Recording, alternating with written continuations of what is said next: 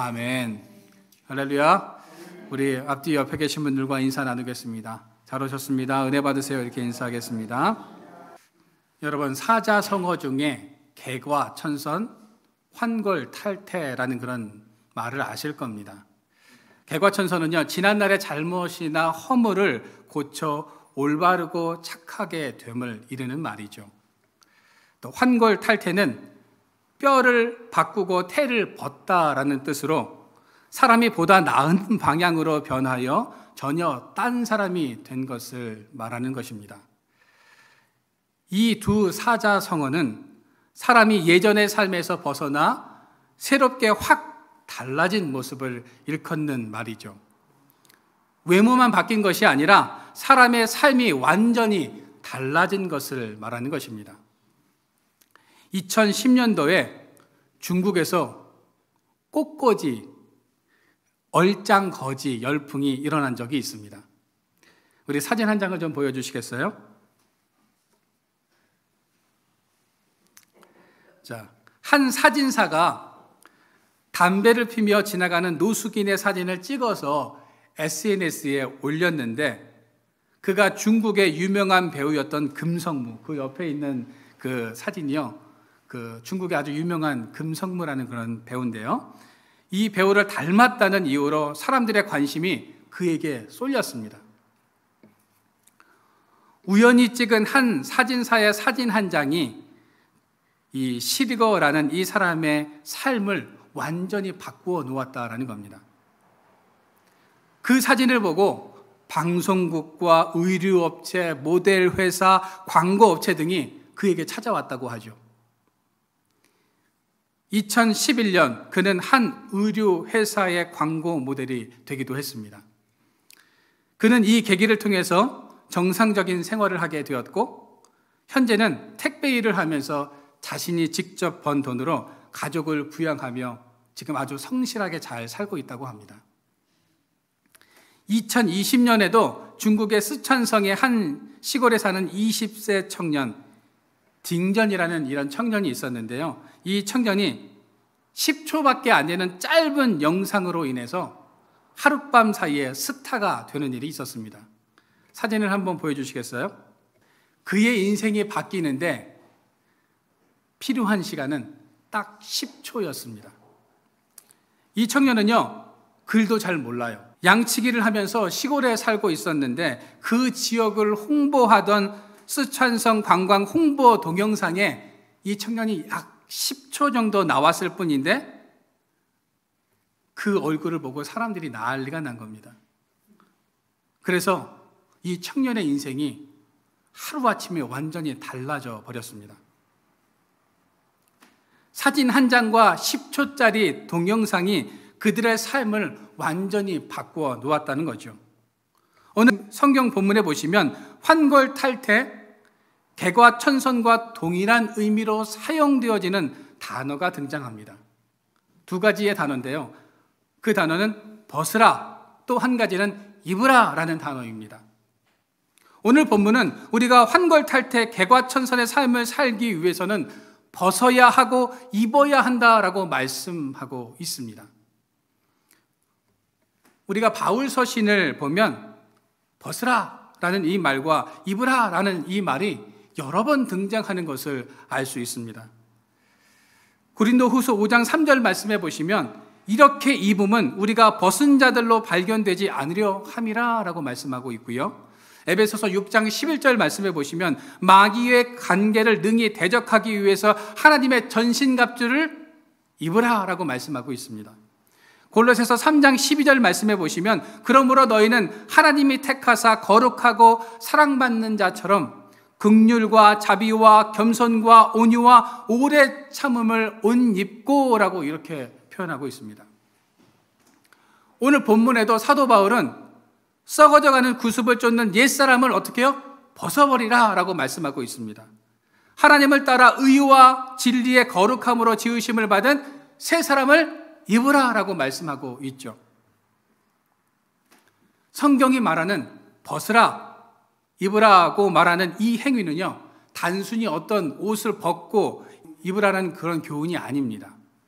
성경이 말하는 벗고 입는 문제는요, 영적인 삶을 말하는 것입니다.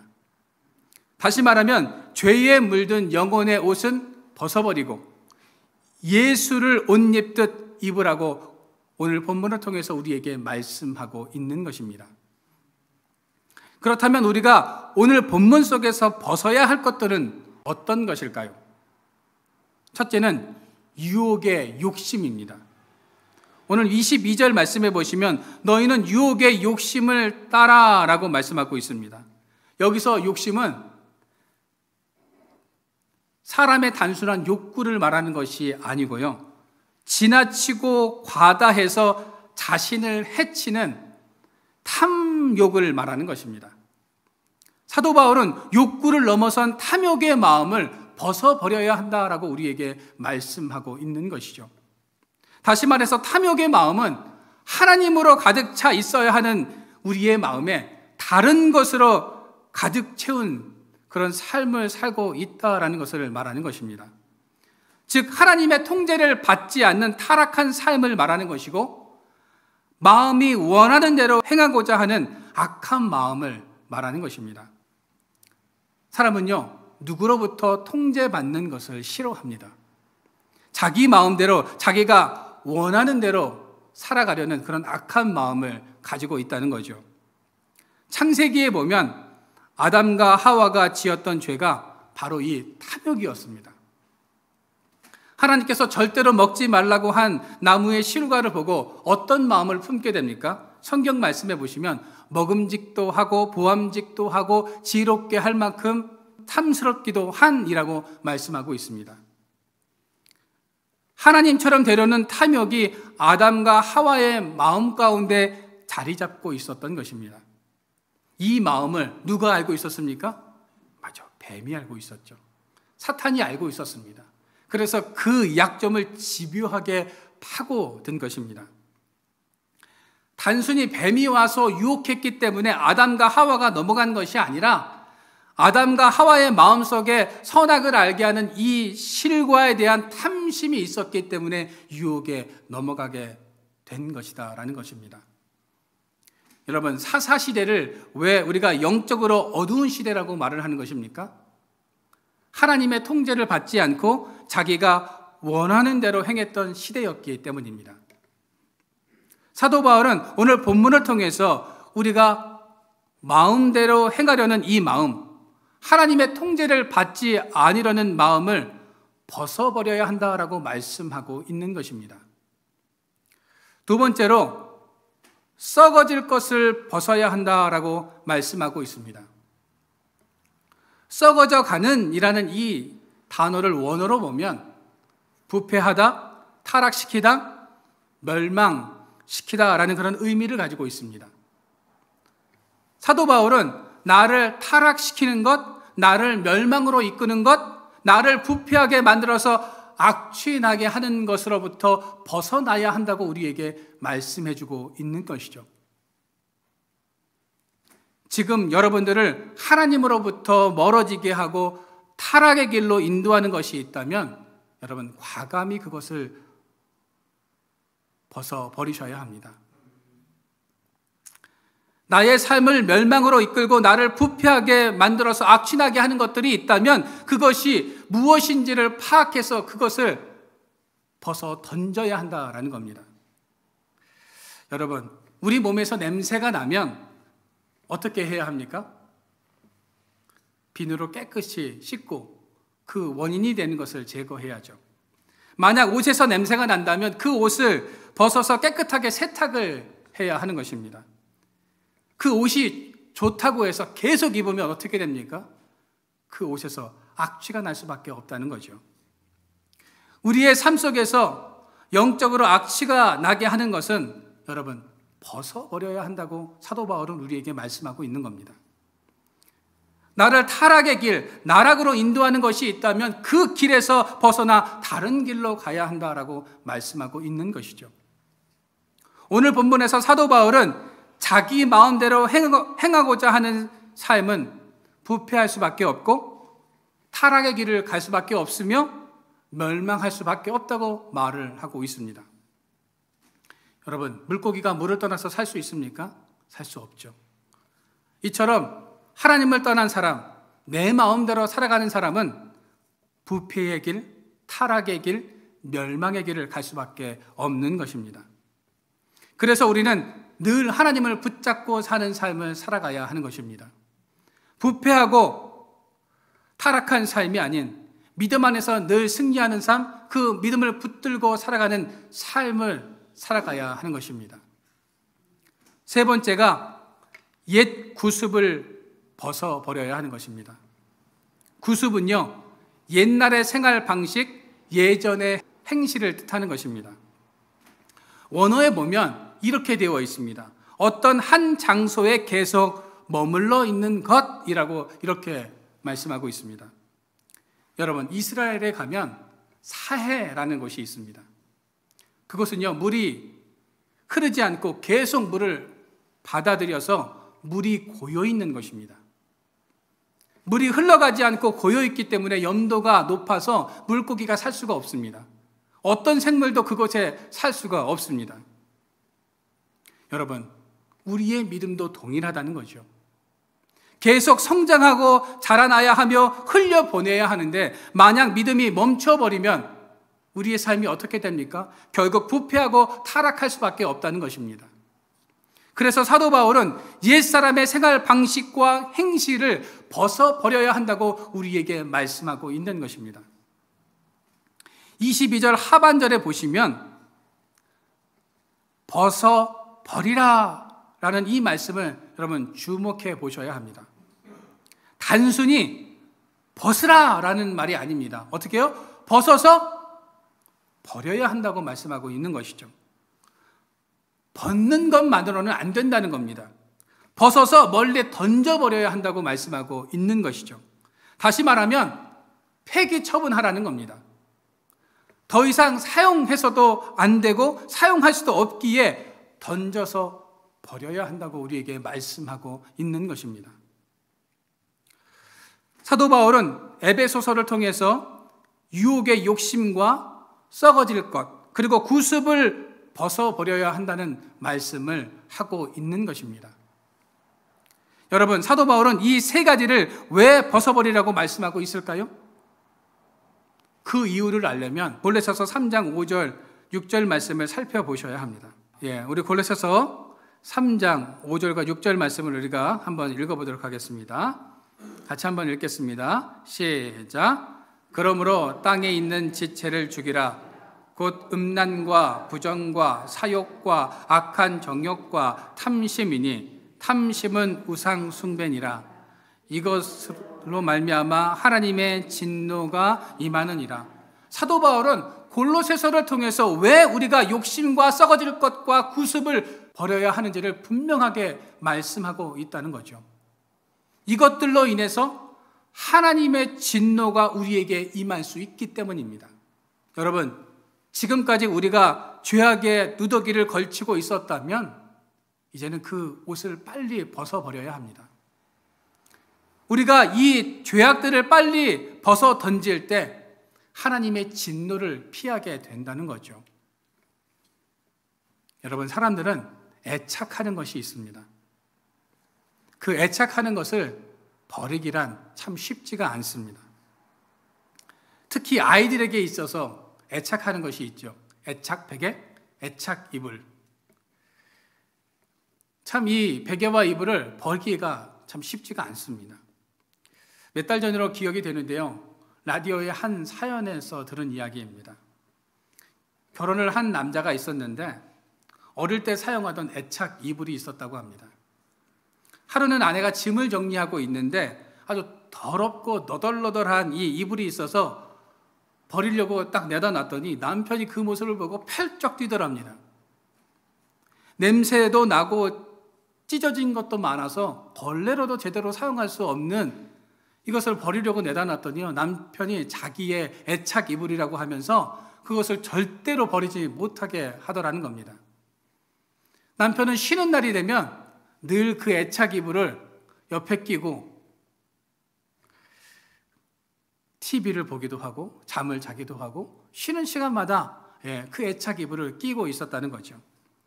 절대로 그 애착 이불을 버릴 생각이 없는 것 같다며 이런 남편이 정상적인 남편인지 이 라디오에서 하소연하는 것을 제가 들은 적이 있습니다. 여러분, 이불 하나도 버리지 못하는 것이 우리 인간들이죠. 그런데 새 사람이 된다는 것이 여러분 쉬운 일입니까?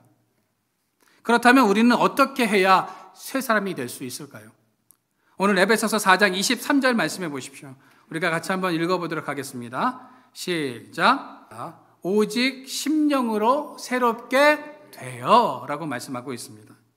사도 바울은 우리의 심령이 새롭게 되어야 새 사람이 될 수 있다고 말씀하고 있습니다. 그러나 우리의 심령이 새롭게 된다는 것은 인간의 힘으로는 불가능한 일입니다. 우리의 의지로는 나의 마음과 영이 새로워질 수 없기 때문입니다. 여러분, 사람의 마음은요, 하루에도 수십 번 변합니다. 이랬다 저랬다 합니다. 믿음과 말씀대로 살아가겠다고 결심했다가도 불쑥 세상적인 방법으로 살아가고 있는 것이 인간이다라는 거죠. 나의 의지로는 도저히 하루에도 수십 번씩 변하는 이 마음을 붙잡을 수가 없습니다. 사도 바울은 이 사실을 누구보다도 더 잘 알고 있습니다. 왜냐하면 사도 바울 자신도 이런 영적인 싸움을 매일 했기 때문입니다. 로마서 7장 21절과 25절 말씀해 보시면 사도 바울도 매일과 같이 이런 영적인 싸움을 자기가 했노라라고 이렇게 말하고 있습니다. 사도 바울도 우리처럼 하나님의 법과 육신의 법 때문에 고뇌하고 있다는 것을 알게 되죠. 우리가 말씀을 한번 읽어볼까요? 우리 같이 한번 읽어보도록 하겠습니다. 그러므로 내가 한 법을 깨달았노니 곧 선을 행하기 원하는 나에게 악이 함께 있는 것이로다. 내 속삼으로 하나님의 법을 즐거워하되 내 지체 속에서 한 다른 법이 내 마음의 법과 싸워 내 지체 속에 있는 죄의 법으로 나를 사로잡는 것을 보는도다. 오호라, 나는 곤고한 사람이로다. 이 사망의 몸에서 누가 나를 건져내랴. 우리 주 예수 그리스도로 말미암아 하나님께 감사하리로다. 그런즉 내 자신이 마음으로는 하나님의 법을, 육신으로는 죄의 법을 섬기노라. 여러분, 사도 바울 자신도 하나님의 법과 육신의 법으로 인해서 매일 갈등하고 있다고 고백하고 있습니다. 여러분, 우리의 삶에도 이런 영적인 갈등이 일어날 수밖에 없는 것이죠. 그런데 사도 바울은 이 영적인 싸움에서 이길 수 있는 방법을 우리에게 소개해 주고 있습니다. 오늘 본문 24절에서 우리의 마음과 영이 새롭게 되어 새로운 삶을 살아갈 수 있는 방법을 알려주고 있다라는 거죠. 우리 24절 말씀을 같이 한번 읽어볼까요? 시작. 하나님을 따라 의와 진리의 거룩함으로 지으심을 받은 새 사람을 입으라. 여기서 새 사람은 성령의 역사로 새롭게 변화된 자아를 가리키는 것입니다. 바울은 옛 자아를 벗어버린 그 위에 새롭게 된 옷을 입으라고 명령하고 있습니다. 여러분, 사람이 신분이 바뀌면 제일 먼저 하는 행동이 있습니다. 뭔지 아십니까? 예전의 옷을 벗어 던지고 새로운 옷을 입는다는 겁니다. 낡고 더러운 옷을 훌훌 벗고 깨끗한 옷을 입는다는 거죠. 설교 도입부에서 제가 중국의 한 노숙인의 이야기를 했는데요. 사람은 신분이 바뀌고 삶이 바뀌면 바로 옷부터 바뀌어진다라는 것입니다. 여러분, 군인들은요, 계급이라는 것이 있습니다. 계급에 따라서 계급장이 달라지고 옷이 달라집니다. 계급장이 달라지면 신분이 달라지기 때문입니다. 그런데 예전에 입고 있던 옷이 좋다고 그 옷을 다시 입는다면 그 사람은 아마 어리석은 사람일 것입니다. 사람은 신분과 지위에 맞게 옷을 입어야 하는 것입니다. 사도 바울은 죄인된 삶에서 새 사람이 되기를 원한다면 지금까지의 모든 것을 버리고 새 옷을 입으라고 우리에게 말씀해 주고 있습니다. 공동 번역에 보면 24절 말씀을 이렇게 번역하고 있습니다. 제가 한번 읽어드릴게요.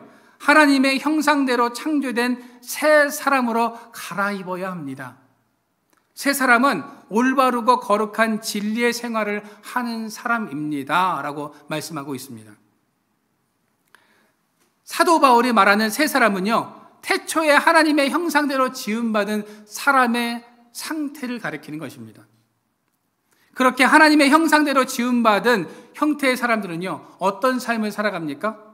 의롭고 거룩한 삶을 살아간다고 말씀하고 있습니다. 하나님과의 바른 관계, 하나님과 충돌하지 않고 조화를 이루는 삶을 살아가게 된다고 말씀을 하고 있습니다.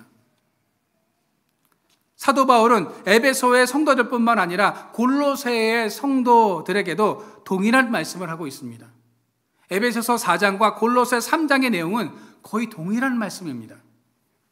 에베소 성도들과 골로새 성도들은 지역만 다를 뿐 그들이 처해 있는 상황은 같기에 사도 바울은 이 두 지역에 있는 성도들에게 같은 말을 지금 하고 있는 것입니다.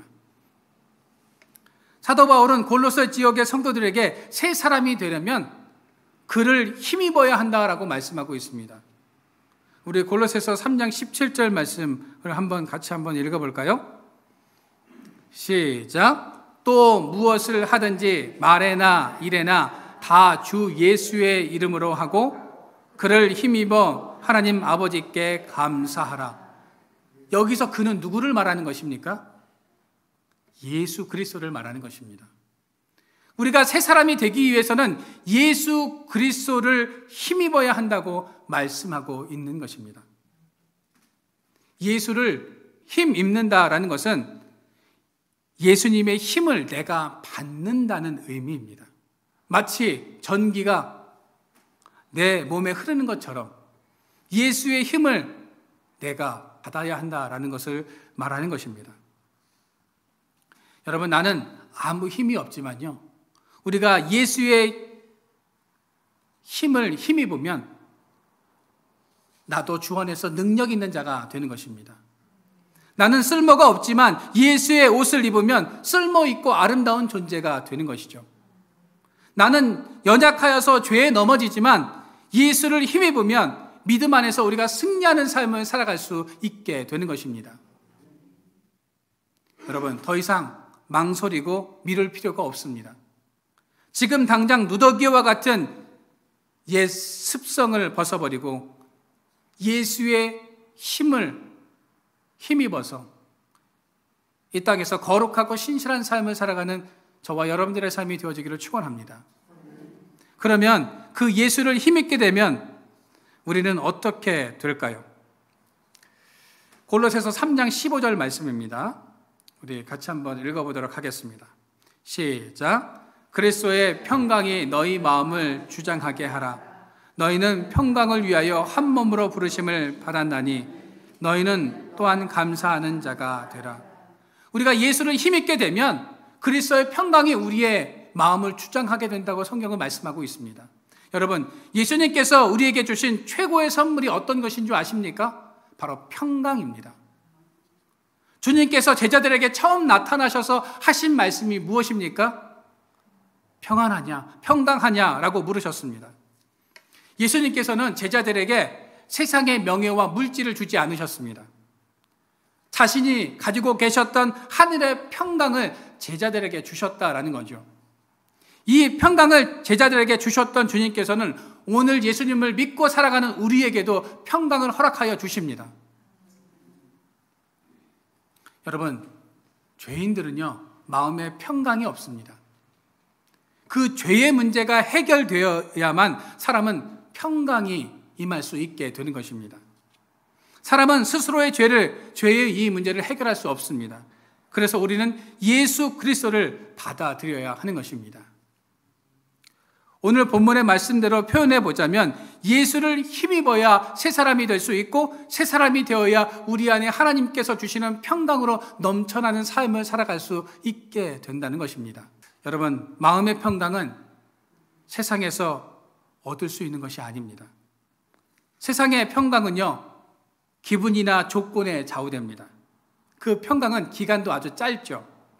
세상의 평강은 사람과 환경의 지배를 받기 때문에 언제든지 빼앗길 수 있습니다. 그러나 주님께서 주시는 평강은 기분이나 조건에 좌우되지 않습니다. 그 평강은 영원한 것이며 누구도 그 평강을 빼앗아갈 수 없다는 거죠. 요한복음 14장 27절 말씀을 우리 같이 한번 읽어보도록 하겠습니다. 시작. 평안을 너희에게 끼치노니 곧 나의 평안을 너희에게 주노라.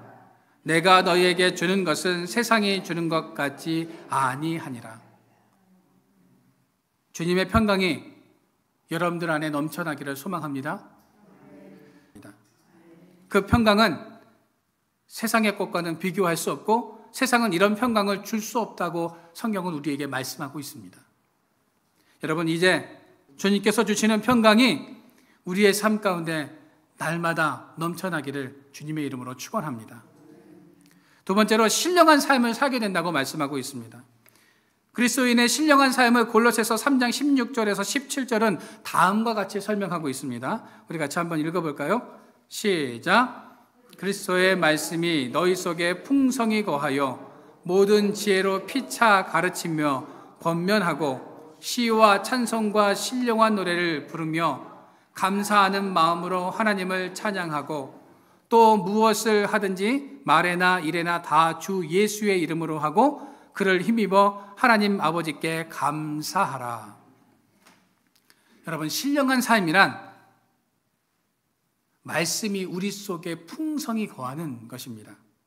서로 상처를 주는 것이 아니라 지혜롭게 가르치며 권면하는 것입니다.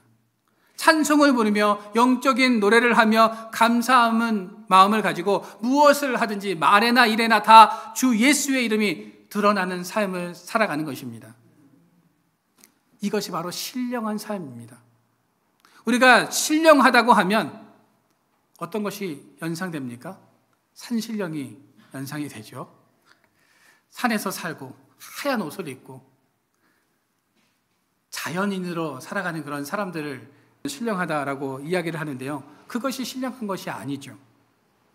무엇을 하든지 예수의 이름으로 하고 그 예수의 이름을 드러내는 삶이 바로 하나님께서 원하시는 삶, 신령한 삶이라는 겁니다. 신령한 삶은 우리의 삶에 드러나야 합니다. 꽃집에 가면 어떤 향기가 납니까? 꽃향기가 나죠. 빵집에 가면 어떻습니까? 빵을 굽는 고소한 냄새가 납니다. 떡집에 가면 어떤 냄새가 날까요? 고소한 떡 냄새도 나고 참기름 냄새가 막 펄펄 풍기죠. 여러분, 백화점 1층에 가면 어떤 향기가 날까요? 맞습니다. 많이 가보셨네요, 봐요. 화장품 냄새가 나고요. 향수 냄새가 꼭 납니다. 사람이 향기에 취하면 충동심이 생긴다고 합니다. 그래서 백화점에서는 이 원리를 이용해서 장사를 한다고 합니다.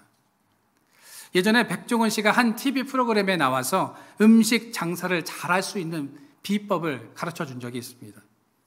그 한 가지가 뭔지 아십니까? 냄새를 풍기라는 겁니다. 고기도 막 굽고요. 야채도 막 구워가지고 냄새를 막 풍기라는 거예요. 그러면 그 냄새를 맡고 사람들이 어떻게 해요? 막 옵니다. 그리고 그것을 와서 보면 어때요? 먹고 싶은 충동이 일어난다는 거죠. 사람들은 맛있는 냄새가 나면 눈이 가게 되어 있습니다. 여러분, 지금 여러분들의 삶에 이 예수의 향기가 풀풀 풍겨나기를 소망합니다. 그리고 예수의 이름이 여러분들의 삶에 드러나야 한다라는 거죠. 여러분들의 삶에 말씀과 찬양과 감사하는 삶을 통해서 신령한 모습이 보여져야 우리는 새로운 삶, 그리스도인다운 삶을 살아갈 수 있다는 것입니다. 여러분, 이제 욕심을 따라 사는 삶을 버리십시오. 썩어져가는 옛사람을 벗어버리십시오. 그리고 주님을 힘입어 새 사람이 되시기를 바랍니다. 신령한 삶을 살아가시기를 바랍니다. 찬양과 감사와 말씀으로 충만한 향기 나는 그런 사람이 되어서 예수님이 드러나는 삶을 살아가는 저와 여러분들의 삶이 되어지기를 주님의 이름으로 축원드립니다.